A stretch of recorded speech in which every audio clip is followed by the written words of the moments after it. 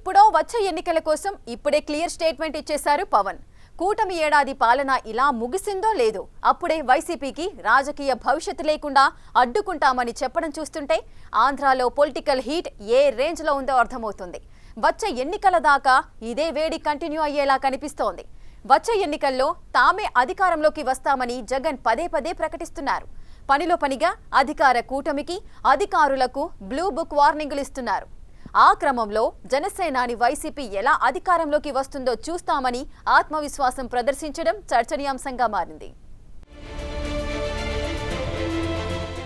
AP రాజకీయాల్లో deputy CM Pawan Kalyan వ్యాఖ్యలు సంచలనంగా మారాయి. వైసీపీ ఎలా అధికారంలోకి వస్తుందో చూస్తామని స్ట్రాంగ్ వార్నింగ్ ఇచ్చిన పవన్ వార్నింగ్ తో వైసీపీపై పవన్ వ్యూహమేంటి అనే చర్చ ఇప్పుడు హాట్ టాపిక్ గా మారింది. 2029 టార్గెట్ గా అడుగులు వేస్తున్నారు వైసీపీ అధినేత జగన్. 2029లో అధికారంలోకి రాగానే 2.0ను చూస్తారంటూ తరచూ మాజీ ముఖ్యమంత్రి జగన్ కామెంట్స్ చేస్తున్నారు. 2029లో ప్రభుత్వంలోకి వచ్చిన వెంటనే వైసీపీ నేతలను ఇబ్బందులకు గురిచేసి వాళ్ల సంగతి చూస్తానని జగన్ పదే పదే హెచ్చరిస్తున్నారు.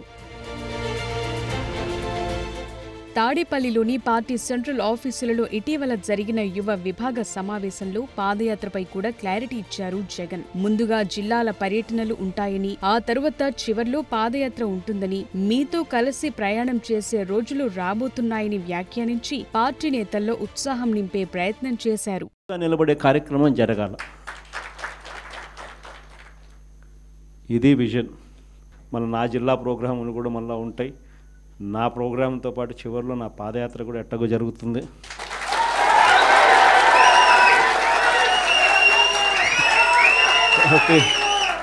కాబట్టి ఆ టైం వచ్చినప్పుడు ఇంకా మీతో ఇంకా ఎక్కువ మమేకమయ్యే పరిస్థితి ఉంటుంది. ఇటీవల జగన్ చేస్తున్న కామెంట్స్ పై స్పందిస్తూ ఏపీ ఉప ముఖ్యమంత్రి పవన్ కళ్యాణ్ చేసిన వ్యాఖ్యలు ప్రస్తుతం పొలిటికల్ సర్కిల్స్ లో చర్చనీయాంశంగా మారాయి. ప్రకాశం జిల్లా పర్యటనలు పవన్ కళ్యాణ్ ఘాటు వ్యాఖ్యలు చేశారు. 2029లో అధికారంలోకి వస్తే అంతు చూస్తామని వైసీపీ నేతలు అంటున్నారన్నారు. అసలు వైసీపీ అధికారంలోకి రావాలి కదా, ఎలా అధికారంలోకి వస్తారో మేము చూస్తామంటూ పవన్ స్ట్రాంగ్ కౌంటర్ ఇచ్చారు. తీర్చుకునే ప్రభుత్వం కాదు ఇది, తప్పులు చేస్తే శిక్షించే ప్రభుత్వం ఇది. అలాంటిది అంటే ఇది ఎందుకు చెప్తున్నానంటే మీకు వినండి మళ్ళీ అరవండి, మీ ఉత్సాహాన్ని కాదనలేదు, మీరు వినండి. అంటే మీరు అరుపులు అరుచుకుంటూ వెళ్ళిపోతున్నారు, వాళ్ళేమో బెదిరిస్తా ఉన్నారు, కోస్తామంటున్నారు. మళ్ళీ మీ ఎర్ర జెండా శక్తి తెలియదు వాళ్ళకి. మీ గుండెల్లో ఉన్న ఆ వేడి రక్తం గురించి తెలియదు వాళ్ళకి. అంటే కడుపు కాలి ఉన్నవాడికి కష్టపడి పనిచేద్దాం అనుకున్నా మళ్ళీ తిరిగి కోపం తెప్పించుకోండి. పనిచేసుకుని తల ఉంచుకొని పని చేసుకుంటూ వెళ్ళిపోతున్నాం. నిజంగా 11 సీట్లు ఇచ్చిన ఆ పార్టీగా మేము గౌరవిస్తున్నాం. ఈ ప్రభుత్వం గౌరవ ముఖ్యమంత్రి శ్రీ నారా చంద్రబాబు నాయుడు గారి నాయకత్వంలో ఉన్న ఎన్డీఏ కూటమి నడుపుతున్న ఈ ప్రభుత్వంలో తప్పులుంటే ఖచ్చితంగా చెప్పండి. ఖచ్చితంగా చెప్తే మేము సరిదిద్దుకుంటాం, లేదా వివరణిస్తాం. అంతేగాని మేము కుత్తుకులు కోసేస్తాం, రంపాలు తెస్తాం, రంపాలు పెట్టి కుత్తుకులు కోస్తామంటే మీకు తెలుసు కదా, అలాంటి వాటికి తాటాకి చప్పుళ్ళకి మేము భయపడం.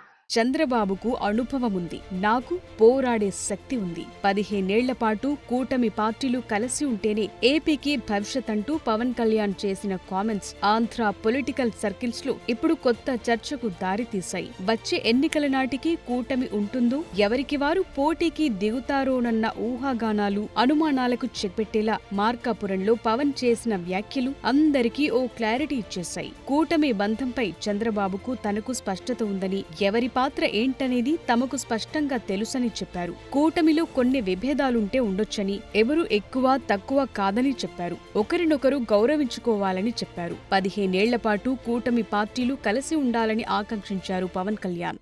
మేము ఏ రోజు కూడా ఏ పార్టీని తగ్గించలేదు, తెలుగుదేశాన్ని ఏ రోజు తగ్గించలేదు. భారతీయ జనతా పార్టీ నాయకత్వం లేకపోతే, అండదండ లేకపోతే ఈరోజు జేజేఎం రాదు. ఈ రోజున తెలుగుదేశం పార్టీ లేకపోతే, నా గౌరవ ముఖ్యమంత్రి గారు లేకపోతే ఈ ఫైనాన్స్ ఇంత ప్రణాళికాబద్ధంగా చేయలేం. నాకు అనుభవం లేదు, నాకు పోరాటం చేసే శక్తి ఉంది. అంటే ఒక పని చెయ్యాలి అంటే ఇన్ని శక్తులు గుమిగూడా 15 సంవత్సరాలు స్టెబిలిటీ ఇస్తే తప్ప, ఈరోజు వేసిన మొక్క, ఒక చిన్న మొక్క వృక్షం అవ్వాలంటే 10-15 సంవత్సరాలు పడద్దు. అలాంటిది ఈ రోజున ఒక పబ్లిక్ పాలసీ చేస్తే, ప్రజలకు ఉపయోగపడే చెయ్యాలి అంటే ఇంతమంది, ఇంత సమయం కావాలి.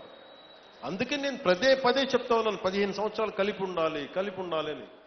ఆంధ్రప్రదేశ్లో 15 ఏళ్ల పాటు స్థిరమైన ప్రభుత్వం ఉంటేనే రాష్ట్రం అభివృద్ధి చెందుతుందని పవన్ కళ్యాణ్ పదే చెప్తున్నారు. గతంలోనూ పవన్ కళ్యాణ్ 15 ఏళ్ల పాటు కూటమి పార్టీలు కలిసి ఉండాలని చెప్పారు. ఇప్పుడు కూడా అదే విషయాన్ని మరోసారి గుర్తు చేశారు. కానీ కింది స్థాయిలో తెలుగుదేశం, జనసేన నాయకులకు మధ్య తేడాలొస్తున్నాయి. ఇవన్నీ పవన్, చంద్రబాబు దృష్టికొస్తున్నా ఎక్కడికక్కడ గొడవల్ని సద్దుమణిగేలా చేస్తున్నారు. ఇది ఈ ఒక్క టర్మ్తో అయిపోయేది కాదని, 15 ఏళ్ల పాటు కొనసాగుతుంది కూటమి పార్టీల క్యాడర్ను మానసికంగా ప్రిపేర్ చేస్తున్నట్లు కనిపిస్తోంది.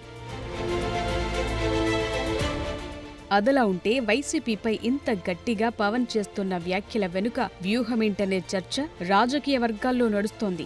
2014 నుంచి వైసీపీని రాజకీయంగా బలంగానే ఎదుర్కొంటూ వస్తున్నారు జనసేన అధినేత పవన్. ప్రజా సంక్షేమం కంటే పార్టీ వ్యక్తిగత ప్రయోజనాలు ముఖ్యం కాదంటూ క్లియర్ ఇండికేషన్ ఇచ్చిన పవన్ రాజకీయం వైసీపీని బలంగా ఎదుర్కొంటామనే సంకేతాలు పంపించారనేది విశ్లేషకుల మాట. గతంలో వైసీపీ నాయకులు తనపై చేసిన వ్యక్తిగత విమర్శలకు పవన్ కళ్యాణ్ తీటుగా బదులిచ్చారు. ప్రస్తుతం అధికారంలో ఉన్న తాము తాటాకు చప్పుళ్లకు భయపడేది లేదంటున్నారు పవన్. రంపాలు తెస్తాం, మెడకాయలు కోస్తామంటే చొక్కాలిప్పుకుని రెడీగా ఉన్నామనుకున్నారా అని పవన్ ఫైర్ అయ్యారు. సినిమా డైలాగులు సరదాగా ఉంటాయని, అద్భుతమైన పాలన చేసి ఉంటే 151 స్థానాల నుంచి 11 సీట్లకు ఎందుకు పడిపోయారని వైసీపీ నేతలు ప్రశ్నించారు. తమది కక్ష తీర్చుకునే ప్రభుత్వం కాదని, తప్పులు చేస్తే శిక్షించే ప్రభుత్వమని ప్రజలకు వివరించే ప్రయత్నం చేశారు.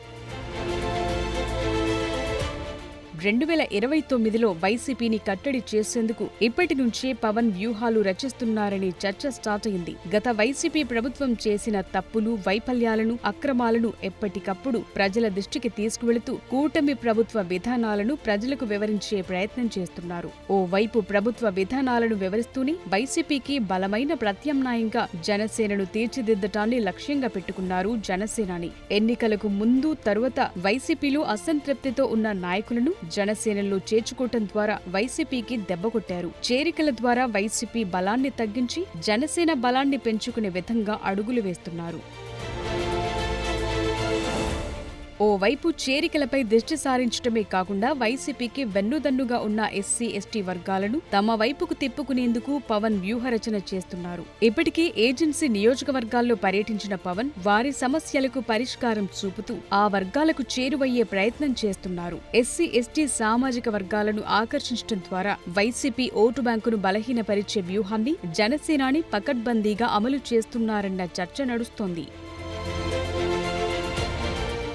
ఏపీలో వైసీపీని రాజకీయంగా దెబ్బతీయటమే పవన్ కళ్యాణ్ ప్రధాన వ్యూహంగా కనిపిస్తోంది. 2024 ఎన్నికల్లో వైసీపీ ఓటమి పాలైన తరువాత ఆ పార్టీని మరింత బలహీనపరిచి ఆ పార్టీ ఓటు బ్యాంకును తగ్గించే ఎత్తులతో పవన్ ముందుకు వెళుతున్నారని పొలిటికల్ సర్కిల్స్ లో టాక్ వినిపిస్తోంది. ఈ వ్యూహం ద్వారా 2029 ఎన్నికల్లో వైసీపీని రాజకీయంగా నిర్వీర్యం చేసి జనసేన కూటమి బంధాన్ని కొనసాగించాలని పవన్ కళ్యాణ్ లక్ష్యంగా పెట్టుకున్నారంటున్నారు.